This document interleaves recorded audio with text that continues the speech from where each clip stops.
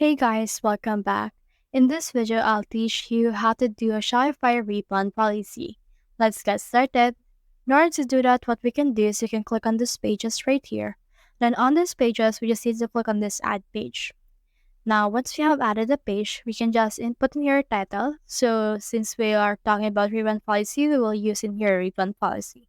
So make sure that the visibility has been turned on and it's been added to our default page. So on third content, it totally depends on you on what you want to actually put in this. You can put in here a specific amount of time that you want to actually have a refund once a customer gets his owed product. So you can also utilize AI for this. So since this is a tutorial, I'll just use AI for this one in order to speed up the process.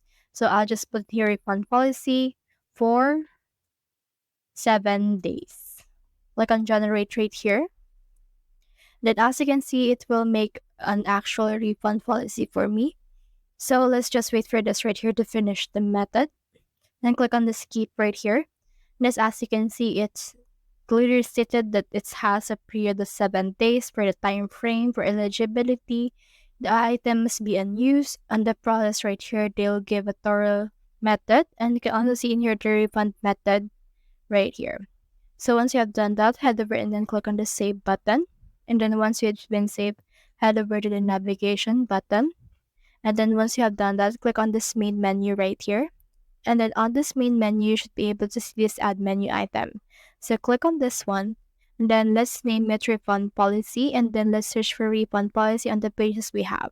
Click on this refund policy and then click on this add button. Then from in there, click on the save. So once you have saved this, we can actually just click on this eye icon on our online store in order to preview our refund policy. Now here's our refund policy, so you can click on it right here. And then once you have clicked on it, as you can see, this will show us a refund policy that we have on our Shopify store. So that's the whole process. If you have found this video helpful, simply leave a like below or subscribe because it helps reach more people. See you soon.